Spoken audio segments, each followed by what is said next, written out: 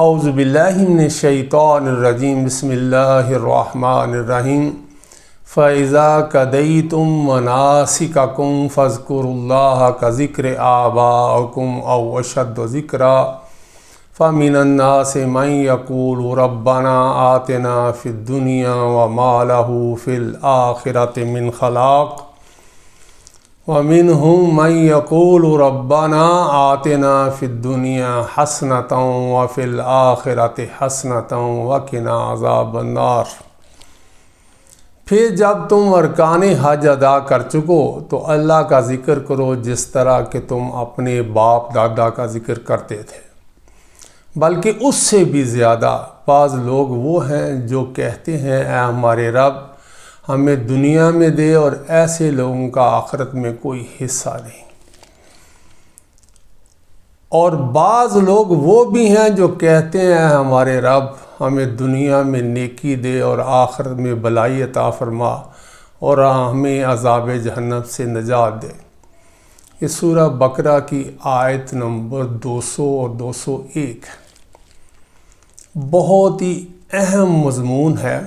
یہاں پہ بتایا جا رہا ہے فَإِذَا قَضَيْتُم مَّنَاسِكَكُمْ فَاذْكُرُوا اللَّهَ كَذِكْرِ آبَائِكُمْ أَوْ أَشَدَّ ذِكْرًا، کہ جب تم مناسک حج ادا کر چکو۔ یہ جو مشرکین مکہ تھے وہ عرفات میں نہیں جاتے تھے، یہ مشعر الحرام سے ہی واپس آ جاتے ہیں۔ تو یہاں پہ ذکر کیا کہ جب تم یہ سارے مناسک ادا کر لو، پھر مشعر حرام سے پھر تم منا میں آ جاؤ، تو پھر تمہیں کیا کرنا ہے؟ 3 دن تم نے پھر کیا کرنا ہے؟ فَاذْكُرُوا اللَّهَ كَذِكْرِ آبَائِكُمْ أَوْ أَشَدَّ ذِكْرًا۔ پھر جس طرح مشرکین مکہ کیا کرتے تھے، پھر 3 دن وہ جو ہوتے تھے ان میں انہوں نے گوشت کھانا ہوتا تھا، تو اس میں وہ کرتے کیا تھے؟ وہ کرتے اپنے آبا کے، اپنے بڑوں کے کارناموں کا ذکر کرتے تھے، اور فخر سے بیان کرتے تھے کہ ہم اس خاندان سے ہمارا یہ تعلق ہے، ہم نے حاجیوں کو پانی پلایا، ہم نے یہ کیا، ہم نے وہ کیا۔ تو اللہ تعالیٰ کہتے ہیں فَاذْكُرُوا اللَّهَ كَذِكْرِ آبَائِكُمْ، تم اس طرح کا ذکر کرو جس طرح کا تم پھر اپنے خاندان کا بڑھ چڑھ کے دل لگا کے کرتے ہو۔ اور اس کے بعد اللہ اشد و ذکر آئے، اس سے بڑھ کر اللہ کا ذکر کرو۔ اللہ کا حق جو ہے وہ انسانوں پہ بہت بڑا ہے۔ ہم بندوں کی تو تعریف کرتے ہیں، لیکن رب کے تعریف کرنے میں ہم بخل سے کام لیتے ہیں۔ تو یہاں پہ الفاظ ہیں فَاذْكُرُوا اللَّهَ، اللہ کا ذکر کرو۔ قرآن حکیم کے اندر کافی جگہ پہ یہ مضمون آیا ہے، لیکن میں ایک آیت اور ایک حدیث بیان کر کے آگے اصل مضمون کی طرف جا رہا ہوں۔ لَيْسَ عَلَيْكُمْ جُنَاحٌ أَن تَبْتَغُوا فَضْلًا مِّن رَّبِّكُمْ فَإِذَا أَفَضْتُم مِّنْ عَرَفَاتٍ فَاذْكُرُوا اللَّهَ عِندَ الْمَشْعَرِ الْحَرَامِ وَاذْكُرُوهُ كَمَا هَدَاكُمْ وَإِن كُنتُم مِّن قَبْلِهِ لَمِنَ الضَّالِّينَ۔ 198 نمبر آیت ہے سورہ بقرہ کی۔ اور تم پر اپنے رب کا فضل تلاش کرنے میں کوئی گناہ نہیں۔ جب تم عرفات سے لوٹو تو مشعر الحرام کے پاس ذکر الہی کرو، اور اس کا ذکر کرو جس نے تمہیں ہدایت دی، حالانکہ تم اس سے پہلے راہ بھولے ہوئے تھے۔ 198 نمبر آیت کے اندر مضمون آیا ہے۔ مشرکین مکہ جو تھے وہ عرفات میں نہیں جاتے تھے، عرفات کو مسجد حرام جو حدود حرم سے باہر سمجھتے تھے۔ اللہ تعالیٰ نے عرفات کو جو ہے قیام وہ اعظم رکن بنا دیا۔ تو یہاں پہ اس کا ذکر کیا ہے۔ وہ مشعر الحرام جو تھے وہ اس کو حدود حرم میں شامل کرتے تھے اور وہاں سے لوٹ آتے تھے۔ تو یہاں پہ یہ بات کی گئی ہے کہ تمہیں پھر اس طرح کا ذکر ہے فَاذْكُرُوا اللَّهَ كَذِكْرِ آبَائِكُمْ، پھر تمہیں اللہ کا ذکر اس طرح کرنا ہے جیسے تم اپنے آباء و اجداد کا کر دیں، او اشد و ذکر، اس سے بڑھ کر ذکر کرو۔ تو یہاں پہ اس میں آیت میں کہا وَاذْكُرُوا كَمَا هَدَاكُمْ، تو تمہیں جس طرح اللہ نے ہدایت دی ہے اس طرح اللہ کا ذکر کرو۔ اور پھر یہ جان لو ان کنتم من قبلہ لمن الضالین، اور اس سے پہلے تم گمراہ تھے۔ اب فَاذْكُرُوا اللَّهَ حدیث کے اندر بھی اس کا ذکر آیا، لیکن مضمون چونکہ پھر طویل ہو جائے گا، اس لیے ایک ہی حدیث جو نا میں بیان کرتا ہوں۔ عن عبداللہ بن عباس رضی اللہ عنہما قال قال نبی صلی اللہ علیہ وسلم ان الشمس والقمر آیاتان من آیات اللہ لا یخسفان لموت احد ولا لحیات فَإِذَا رَأَيْتُمْ ذَلِكَ فَاذْكُرُوا اللَّهَ۔ یہاں پہ وہی الفاظ ہیں جو قرآن حکیم میں کہے۔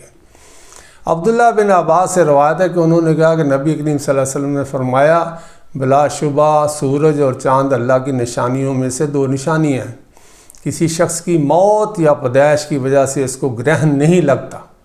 یہ اس وقت بھی تصور تھا اور آج کل بھی یہی تصور ہے۔ جب تم یہ دیکھو، یعنی یہ دونوں آیات دیکھو، سورج یا چاند کو گرہن لگاؤ، تو پھر تم کیا کرو؟ فَاذْكُرُوا اللَّهَ۔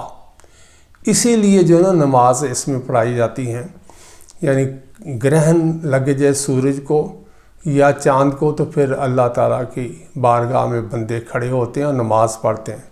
فَاذْكُرُوا اللَّهَ، تو پھر اللہ کا ذکر کرو۔ یہ صحیح بخاری کی حدیث 3202 ہے۔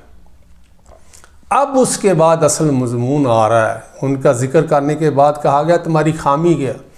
فَمِنَ النَّاسِ مَن يَقُولُ رَبَّنَا آتِنَا فِي الدُّنْيَا وَمَا لَهُ فِي الْآخِرَةِ مِنْ خَلَاقٍ، کہ تم میں سے دنیا دار لوگ تو یہ کہتے ہیں کہ اے رب ہمیں دنیا میں دے، لیکن اللہ نے یہ فیصلہ کیا جو دنیا مانگنے والوں کے لیے نہیں ہے۔ دنیا تو لے لو، لینی ہے جتنی لینی ہے۔ وَمَا لَهُ فِي الْآخِرَةِ مِنْ خَلَاقٍ، تو آخرت میں تمہارا کوئی حصہ نہیں۔ یہ مضمون قرآن حکیم کے اندر ایک اور جگہ بھی آیا ہے، وَيَتَعَلَّمُونَ مَا يَضُرُّهُمْ وَلَا يَنْفَعُهُمْ وَلَقَدْ عَلِمُوا لَمَنِ اشْتَرَاهُ مَا لَهُ فِي الْآخِرَةِ مِنْ خَلَاقٍ لَبِئْسَ مَا اشْتَرَوْا بِهِ أَنفُسَهُمْ لَوْ كَانُوا يَعْلَمُونَ۔ یہ سورہ بقرہ کی آیت نمبر 102 کے اندر مضمون آیا ہے۔ وہی جو ہاروت و ماروت اللہ تعالیٰ نے فرشتے بھیجے تھے، تو وہ یہ لوگ کرتے کیا تھے؟ وہ لوگ سیکھتے ہیں ان سے نقصان پہنچانے اور نفع نہ پہنچا سکے، یعنی ان کا کام یہی تھا، فرشتوں سے ہاروت و ماروت سے سیکھتے تھے کہ لوگوں کو نقصان کس طرح پہنچائے۔ اور بدترین چیز یہ چیز ہے جس کے بدلے میں آپ کو فروخت کر رہے ہیں، یعنی بہت برا عمل ہے۔ خیر لینا چاہیے لیکن انہوں نے خیر نہیں لیا۔ یہاں پہ کہا جا رہا ہے کہ وہ لوگ جو سیکھتے ہیں اور جو نقصان پہنچاتے ہیں وہ نفع نہیں پہنچا سکتے، اور آخرت میں وَمَا لَهُمْ فِي الْآخِرَةِ مِنْ خَلَاقٍ، آخرت میں ان کا کوئی حصہ نہیں۔ اس عمل کا صرف دنیا سے ہی تعلق ہے۔ اب اصل آیت آ گئی ہے جو ایمان والوں سے خطاب کیا گیا کہ تم اس طرح کہا کرو۔ یہ تعلیم اللہ سبحانہ تعالیٰ نے دی ہے۔ وَمِنْهُمْ مَن يَقُولُ رَبَّنَا آتِنَا فِي الدُّنْيَا حَسَنَةً وَفِي الْآخِرَةِ حَسَنَةً وَقِنَا عَذَابَ النَّارِ۔ اور بعض لوگ وہ بھی ہیں، یعنی ان مشرکین، ان کافروں کا ذکر کر دیا کہ وہ دنیا ہی مانگتے تھے، ان کا آخرت کے ساتھ کوئی لنک، کوئی تعلق نہیں تھا۔ لیکن یہاں پہ مِنْهُمْ مَن يَقُولُ، وہ اہل ایمان بھی وہ لوگ ہیں جو کہتے ہیں ربنا آتنا فی الدنیا حسنۃ وفی الآخرۃ حسنۃ وقنا عذاب النار۔ اب یہاں پہ کیا، بعض لوگ وہ بھی ہیں جو کہتے ہیں کہ ہمارے، یہ صاحب ایمان لوگوں کا کام ہے جس کا ذکر اللہ تعالیٰ نے کر دیا کہ ہمارے رب ہم دنیا میں بھی نیکی دے اور آخرت میں ہمیں بھلائی عطا فرما اور ہمیں عذاب جہنم سے نجات دے دے۔ یہ سورہ بقرہ کی آیت 201 ہے۔ اب یہ تو اللہ کا فرمان آ گیا قرآن حکیم کے اندر، ربنا آتنا فی الدنیا حسنۃ وفی الآخرۃ حسنۃ وقنا عذاب النار۔ آپ محمد رسول اللہ صلی اللہ علیہ وسلم کا کمال دیکھیں کہ آپ صلی اللہ علیہ وسلم نے اس قرآنی جو آیت ہے اس کو حدیث کے اندر کیسے سمویا ہے، اور پھر کن مواقع کے اوپر اس دعا کا رنگ اس کو دے دیا گیا۔ یہ بہت ہی پیاری روایت ہے۔ عن انس قال کان نبی صلی اللہ علیہ وسلم یقول اللہم ربنا آتنا فی الدنیا حسنۃ وفی الآخرۃ حسنۃ وقنا عذاب النار۔ یہ دیکھیں، یہ جو لوگ مانتے نہیں نا منکر حدیث ہے، وہ کہتے ہیں ہمارے لیے قرآن ہی کافی ہے۔ نہیں، قرآن و حدیث، قرآن کی تشریح جو ہے وہ محمد رسول اللہ صلی اللہ علیہ وسلم نے کی ہے۔ اب یہاں پہ دیکھیں منہم من یقول ربنا آتنا فی الدنیا حسنۃ وفی الآخرۃ حسنۃ وقنا عذاب النار۔ اس کو محمد رسول اللہ صلی اللہ علیہ وسلم کیسے حدیث کے اندر نغینہ بناتے، اللہم ربنا آتنا فی الدنیا حسنۃ وفی الآخرۃ حسنۃ وقنا عذاب النار۔ یہ اختیار ہے محمد رسول اللہ صلی اللہ علیہ وسلم کا، اور تشریح کرنے والے کون ہیں؟ قرآن کی تفسیر کرنے والے کون ہیں؟ محمد رسول اللہ صلی اللہ علیہ وسلم۔ تو اللہ کے بندو، قرآن اور احادیث صحیحہ کو مانو، اور یہ جو آپ کو نظر آتے ہیں ڈگڈگی بجانے والے بے عمل لوگ، ان کی پیروی نہ کرو۔ انس بن مالک کہتے ہیں کہ انہوں نے کہا نبی کریم صلی اللہ علیہ وسلم یوں دعا کیا کرتے تھے، دعا کا آغاز اللہم سے کر دیا، ربنا تھا لیکن اس میں اضافہ کیا محمد رسول اللہ صلی اللہ علیہ وسلم نے، اللہم ربنا آتنا فی الدنیا حسنۃ وفی الآخرۃ حسنۃ وقنا عذاب النار۔ تو یہ دعا پڑھتے تھے، اے ہمارے رب ہمیں دنیا میں نیکی دے اور آخرت میں بھلائی عطا فرما۔ دونوں چیزیں مانگ لی ہیں۔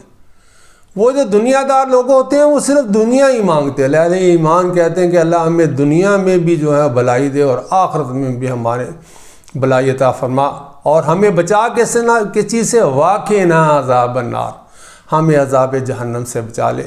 یہ صحیح بخاری کی حدیث 4522 ہے۔ دوسری حدیث میں بیان کر دیتا ہوں، اب محمد رسول اللہ صلی اللہ علیہ وسلم نے یہ عمل کہاں کیا۔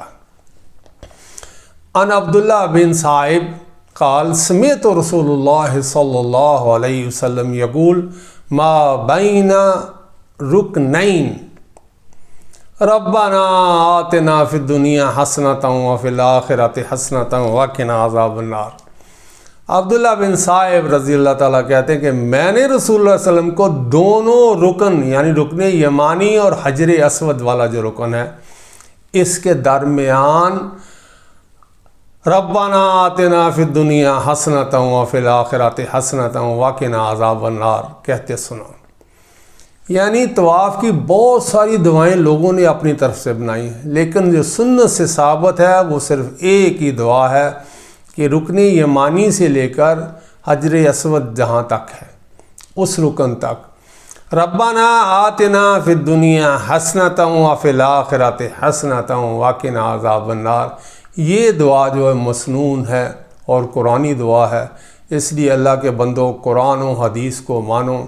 اسنادہ حسن، ابو داؤد حدیث 1892۔ ربنا آتنا فی الدنیا حسنۃ وفی الآخرۃ حسنۃ وقنا عذاب النار۔ یہ اللہ کی طرف سے بھی آگی آیت، اور محمد رسول اللہ صلی اللہ علیہ وسلم نے اس کو بنا دیا اللہم ربنا آتنا فی الدنیا حسنۃ وفی الآخرۃ حسنۃ وقنا عذاب النار۔ مومن کو کیا چاہیے؟ دنیا میں رہنا، اس کی ضروریات بھی اللہ پوری کرے گا، حلال میں برکت ڈالے گا، حرام میں منہ نہ ڈالیں، اور جو کچھ کام کرنا اللہ کی رضا کے لیے کریں، اور اللہ اور اللہ کے رسول کے فرمان کو مانیں۔ یہ نہ کہیں کہ ہم قرآن کو مانتے ہیں اور احادیث صحیحہ کا انکار کرنے والا پھر اس کا انجام خود ہی وہ مقرر کر رہا ہے کہ اس کے ساتھ اللہ کیا معاملہ کرے۔ جزاک اللہ خیرہ۔